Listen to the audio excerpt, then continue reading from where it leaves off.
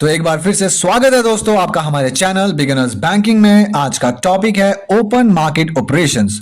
दोस्तों हर एक banking exam के पर्सपेक्टिव से ये मोस्ट इंपॉर्टेंट टॉपिक है, इसलिए दोस्तों ध्यान से और बहुत ही प्यार से इस कॉन्सेप्ट को आज क्लियर करते हैं।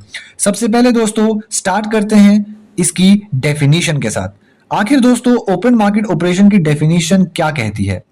दोस्तों ध्यान से सुनिएगा। बाइंग एंड सेलिंग, दोस्तों buying and selling of government securities is known as open market operations.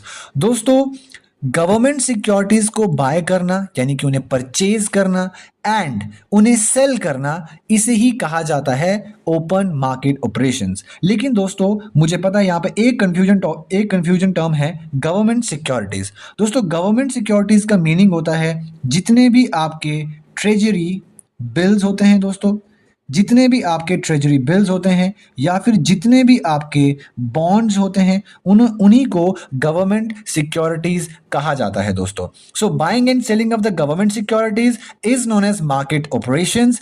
And अब हम जानने वाले हैं कि आखिर क्या crucial and important exam points हैं जो बहुत जरूरी है आपको इस टॉपिक से रिलेटेड जानना। ठीक है दोस्तों, सबसे पहले ध्यान से देखिए, यहाँ पे की पॉइंट्स लिखा गया है और सबसे पहला जो पॉइंट है वो हमें कह रहा है conducted by central bank RBI. यानी कि ये जो ओपन मार्केट ऑपरेशंस होते हैं ये buying and selling government securities को खरीदना और बेचने का जो काम करता है वो आपका आरबीआई करता है। ठीक है दोस्तों, इन्वॉल्व करता है buying and selling of the government bonds, जो मैं पहले ही आपको बता चुका।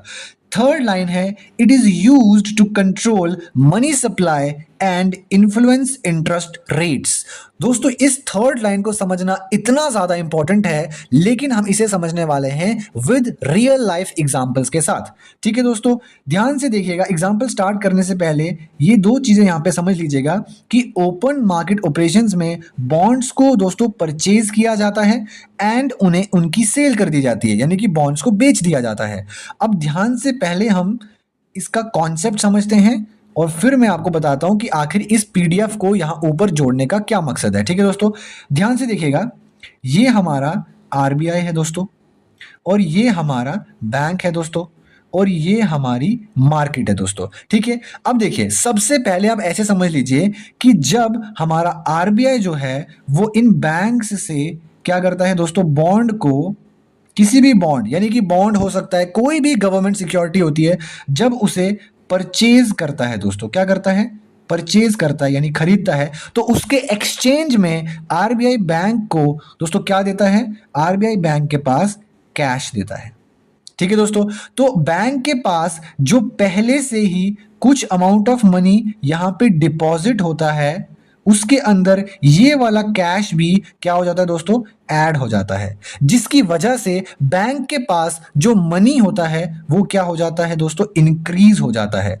और बैंक के पास जब बहुत ही ज्यादा पैसा हो जाता है तो वो लोगों को लोन जब देते हैं, उस लोन पर जो रेट ऑफ इंटरेस्ट लगाते हैं वो क्या कर देते हैं दोस्तों, वो डिक्रीज कर देते हैं, वो कम कर देते हैं। यानी कि जब बैंक के पास बहुत ज़्यादा पैसा हो जाता है तो वो मार्केट में जो लोन देते हैं उसके ऊपर जो रेट ऑफ इंटरेस्ट लगाते हैं उसे क्या कर देते हैं, उसे डिक्रीज कर देते हैं। और इसकी वजह से मनी का जो मार्केट में सप्लाई हो जाता है वो क्या हो जाता है दोस्तों, वो इंक्रीज हो जाता है। इसे ऐसे समझ लीजिए कि जैसे मैं हूं और मेरे पास मतलब कि मुझे लोन की ज़रूरत है क्योंकि मुझे होम बनाना है, अपने लिए घर बनाना है, होम लोन चाहिए। मैं बैंक के पास जाता हूं और उनसे पूछता हूं कि आज जो रेट ऑफ इंटरेस्ट है, जो हमें ब्याज देना पड़ेगा, वो कितना देना पड़ेगा, पहले से ज़्यादा या पहले से कम। और बैंक के पास तो इतना ज़्यादा पैसा है तो वो कहेंगे कि हमने आज जो ब्याज है उसे पहले से कम कर दिया है। अगर उन्होंने रेट ऑफ इंटरेस्ट को कम कर दिया है तो ये मेरे लिए यानी कि जो मैं ग्राहक हूं, मेरे लिए एक बहुत अच्छी बात है और मैं उनसे लोन लूंगा। तो इसीलिए जब बैंक रेट ऑफ इंटरेस्ट कम लगाता है तो ज्यादा से ज्यादा लोग जो हैं वो लोन लेते हैं, और इसीलिए लोन लेने की वजह से मार्केट के अंदर जो पैसा है उसकी क्वांटिटी, उसका अमाउंट इंक्रीज हो जाता है। तो दोस्तों आपने क्या समझा कि जब भी आरबीआई बॉन्ड को परचेज करती है तो उससे जो लोन के ऊपर रेट ऑफ इंटरेस्ट होता है वो डिक्रीज हो जाता है, लेकिन मार्केट में जो मनी होता है वो इंक्रीज हो जाता है। अब हम नेक्स्ट एग्जांपल समझते हैं दोस्तों कि आखिर जब आरबीआई उसी गवर्नमेंट बॉन्ड को बेचती है तो तब क्या इंपैक्ट पड़ता है। ठीक है दोस्तों, देखिए फिर से ये हमारी आरबीआई है, ये हमारा बैंक है and this is our market. ठीक है दोस्तों, अब ध्यान से देखिएगा कि जब आरबीआई बैंक को उसी बॉन्ड को क्या कर देती है दोस्तों, सेल कर देती है, बेच देती है, तो बैंक क्या करता है, अपना कैश जो भी मतलब जितने में भी वो खरीदता है उस बॉन्ड को, उतना कैश आरबीआई के पास क्या कर देता है, डिपॉजिट कर देता है। पर यहां पे एक चीज समझने वाली है कि यहां पे बैंक के पास जितना भी पैसा था उसे वो पैसा उस बॉन्ड को खरीदने में आरबीआई को देना पड़ता है, जिसकी वजह से बैंक के पास जो अमाउंट ऑफ मनी होता है दोस्तों वो क्या हो जाता है, वो डिक्रीज हो जाता है। और जब बैंक के पास कम पैसा रह जाता है तो वो लोगों को जब लोन देता है तो उसे ज्यादा रेट ऑफ इंटरेस्ट पे देता है, क्योंकि अब बैंक के पास कम पैसा बचा है तो बैंक चाहता है कि वो जल्दी से जल्दी प्रॉफिट कमाए, मुनाफा कमाए। तो जल्दी से जल्दी मुनाफा कमाने के लिए जब वो लोगों को लोन देता है, मार्केट में पैसा निवेश करता है, लोन देता है, तो हाई रेट ऑफ इंटरेस्ट पे देता है।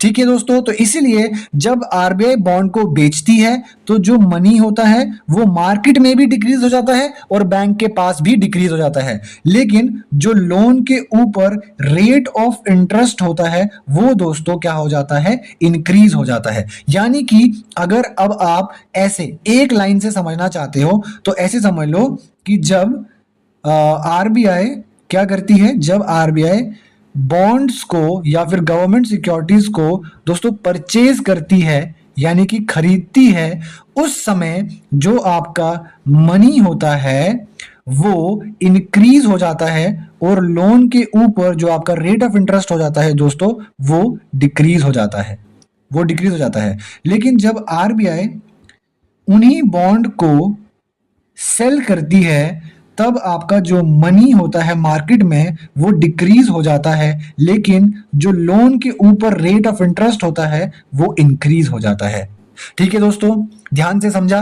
और एक और बात मैं आपको यहां पे बता देना चाहता हूं कि ये इसी प्रोसेस को, ये जो हमने प्रोसेस पढ़ा है, इसी प्रोसेस को आपका मनी कंट्रोल किया जाता है, मनी के सप्लाई को कंट्रोल किया जाना कहा जाता है। जो आपने थर्ड लाइन में ऊपर पढ़ा ना दोस्तों, यहां पे देखिए थर्ड लाइन में कि इट इज यूज्ड, ये जो ओपन मार्केट ऑपरेशंस होते हैं इन्हें यूज किया जाता है, कंट्रोल करना है मनी के सप्लाई को, और जो इंटरेस्ट रेट होते हैं उन्हें भी इन्फ्लुएंस करता है। तो दोस्तों आपने देखा ना कि इंटरेस्ट रेट को भी कैसे इन्फ्लुएंस किया इसने। तो दोस्तों यही इतना सा बस इस वीडियो में। अगर आपको वीडियो थोड़ा सा भी पसंद आया है तो दोस्तों प्लीज चैनल को सब्सक्राइब, वीडियो को लाइक करना ना भूलें। मिलते हैं अगले वीडियो में। Thank you so much.